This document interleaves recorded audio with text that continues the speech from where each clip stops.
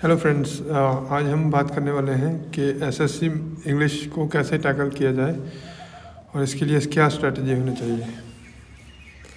तो जैसे दो टाइप के इंसान होते हैं, एक तो फ्रेशर है और दूसरा है मतलब जिसने ऑलरेडी दे रखा है कई बार या ऑलरेडी वर्किंग है। ठीक है, तो फ्रेशर के लिए क्या होता है कि मतलब इसमें भी दो पार्ट्स हैं। मतलब एक तो जैसे आपकी इंग्लिश बहुत ही ज़्यादा वीक है, मतलब आप बिल्कुल भी सिंपल सेंटेंसेस भी समझ नहीं पा रहे हैं, तो उसके लिए तो आपको कई ऐप्स हैं जैसे डुओलिंगो, उसमें जाके थोड़ा सा आपको अपग्रेड करना पड़ेगा अपना इंग्लिश।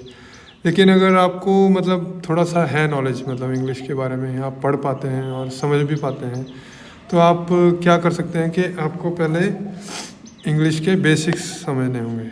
ठीक है, तो पहले मतलब आपको सारे पार्ट्स ऑफ स्पीच या बेसिक ग्रामर है तो ये सारी समझनी पड़ेगी, मतलब इनके रूल्स सारे देखने पड़ेंगे।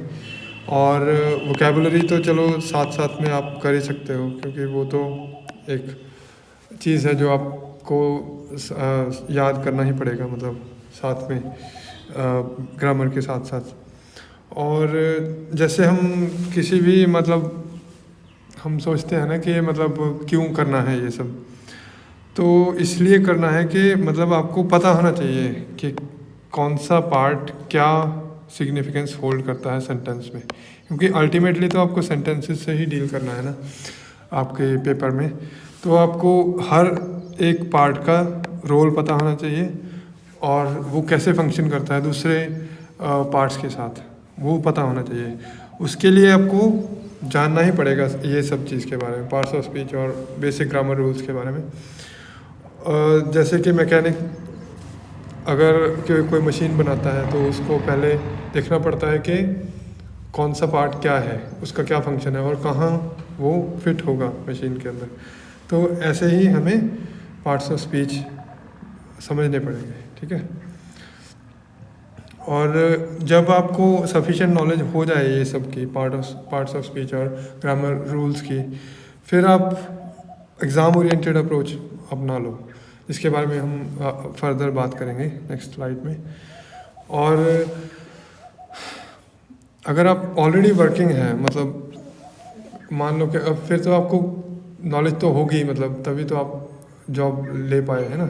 तो इस केस में आप सीधा एग्ज़ाम ओरिएंटेड अप्रोच से ही पढ़ सकते हो अपना जो भी पढ़ना है आपको, क्योंकि आपको ऑलरेडी एक्सपीरियंस होगा सारे पेपर के बारे में। तो आपको सिर्फ अभी अपना अपग्रेड करना है, मतलब स्किल्स को या मतलब अपनी नॉलेज को अपग्रेड करना है इंग्लिश की। तो आप सिर्फ उसी तरीके से पढ़ो जिस तरीके से एग्ज़ाम में क्वेश्चन पूछा जाएगा।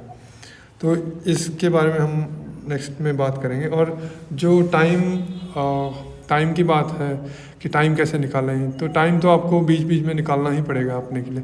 और मतलब जैसे सेल्फ डिसिप्लिन से आप कह सकते हो, और जब भी आपको टाइम मिले जैसे 10 मिनट 20 मिनट, तो उसमें ही आप कुछ ऐप्स होती हैं जिसमें आप फ्लैश कार्ड्स बना सकते हो।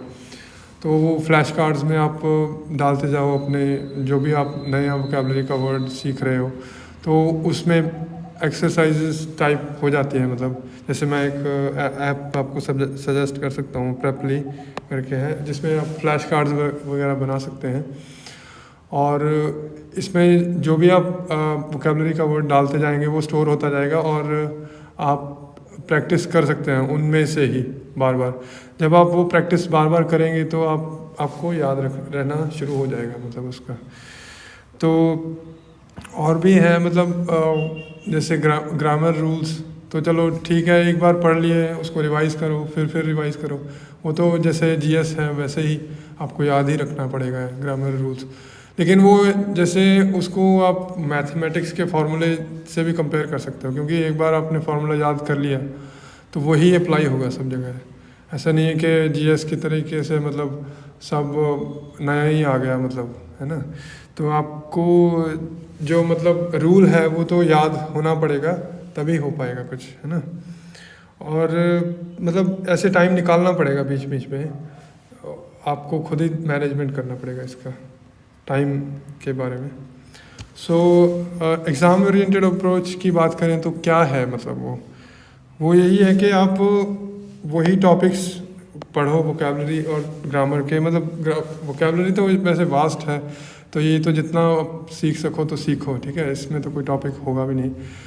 तो ग्रामर में जो टॉपिक्स हैं, मतलब जो आपको एग्ज़ाम सेलेक्टिव मतलब टॉपिक्स हैं, जैसे सब्जेक्ट, वर्ब, एग्रीमेंट, मतलब ये बहुत ही ज़्यादा इम्पोर्टेंट टॉपिक है आपका एरर डिटेक्शन वाले क्वेश्चंस में, क्योंकि इसमें से तो आता ही आता है एक क्वेश्चन। तो मतलब जैसे अगर आपकी 36 शिफ्ट्स हैं, मतलब आप मान सकते हो कि आपके 15 शिफ्ट में तो आया ही होगा इसका एक क्वेश्चन। तो ये क्या होता है, मतलब सब्जेक्ट वर्ब है, किसी भी सेंटेंस में सब्जेक्ट होता है, एक वर्ब होता है, फिर ऑब्जेक्ट होता है, मतलब एक ये बेसिक टाइप का सेंटेंस है, या ये भी लगा लो, और दूसरे टाइप का भी होता है, मतलब जैसे सब्जेक्ट, वर्ब और डिटर्मिनर और या adjective.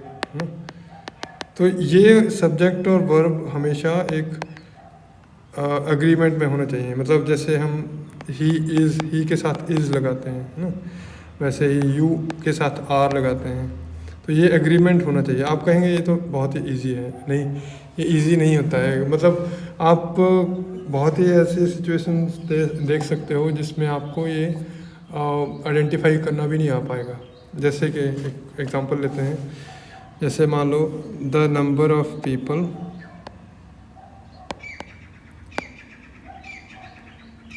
dying every month is increasing। एक है a number of people die every month, ठीक है। तो इनमें क्या अंतर है, मतलब जैसे यहाँ पे सब्जेक्ट, जो मेन सब्जेक्ट है, मतलब वो क्या है, ये है, मतलब इतना बड़ा आपका नाउन ही चल रहा है, मतलब ये एक सब्जेक्ट है, इसको नाउन फ्रेज कहते हैं, और ये सब्जेक्ट है पूरा। मतलब इसमें भी मेन सब्जेक्ट क्या है, नंबर, मतलब काउंटिंग की बात कर रहे हैं, जैसे नंबर, ठीक है। और सेकंड वाले में क्या है, और नंबर ऑफ पूरा का पूरा ही क्या है, क्वांटिफायर है, मतलब ये भी एक, ये जो है ये नाउन फ्रेज है, और ये क्वांटिफायर है, लेकिन मतलब जैसे अ लॉट ऑफ होता है वैसे ही ये क्वांटिफायर है। तो इसमें मेन जो सब्जेक्ट है वो क्या है, पीपल मेन सब्जेक्ट होने के कारण जो ये यहाँ पे आया, ये प्लूरल वाला आया, डाई, पीपल डाई। यहाँ पे जो आया था वो नंबर के कारण इज़ आया था। तो इसमें देख सकते हो आप कितना अंतर है इन दोनों में। तो ये चीज़ें इम्पोर्टेंट है, मतलब तो आप वही चीज़ें पढ़ोगे जो आपको एग्ज़ाम में पूछी जाएंगी, मतलब जिन पार्ट्स में से आपको एग्ज़ाम में से पूछा जाएगा। तो ये देखिए, जैसे countable, uncountable, collective nouns, noun phrases, noun clauses, इनमें से ही पूछा जाएगा हमेशा। आपको कभी भी प्रॉपर नाउन का क्वेश्चन नहीं मिलेगा, कॉमन नाउन का नहीं मिलेगा, एब्स्ट्रैक्ट नाउन का नहीं मिलेगा, ऐसे क्वेश्चंस नहीं पूछे जाते हैं। तो एक एग्ज़ाम ओरिएंटेड अप्रोच होनी चाहिए आपकी, इससे आपका सिलेबस कम हो जाएगा जो पढ़ने वाला है, ठीक है।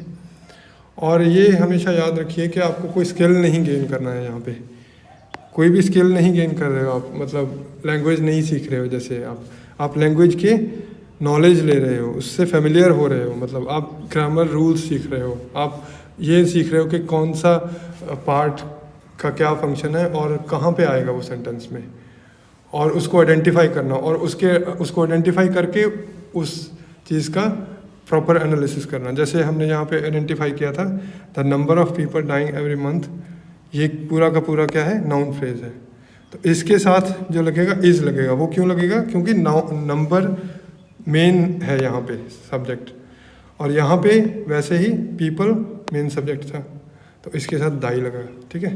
तो ये चीज़ ऐसे फंक्शंस आप देखोगे अलग अलग पार्ट्स के, तो इससे आपका इजी हो जाएगा, मतलब प्रिपरेशन भी और एग्ज़ाम क्लियर करना भी। तो ये देखिए कि आपको उतना नहीं पढ़ना है, मतलब इस चीज़ में कि आपको स्पीकिंग भी सीखना है, राइटिंग भी सीखना है, रीडिंग भी सीखना है, तो इतना हार्ड नहीं है, मतलब तो सिर्फ आपको फेमिलियरिटी और नॉलेज होनी चाहिए वोकैबुलरी और ग्रामर की, तो आपका हो जाएगा। और ये हमेशा याद रखिए कि आपका वोकैबुलरी वाला पार्ट हमेशा ज़्यादा आता है पेपर में और ग्रामर कम पूछा जाता है, लेकिन इससे ये नहीं है कि आप ग्रामर को इग्नोर करोगे, ग्रामर इज़ इम्पॉर्टेंट, ठीक है।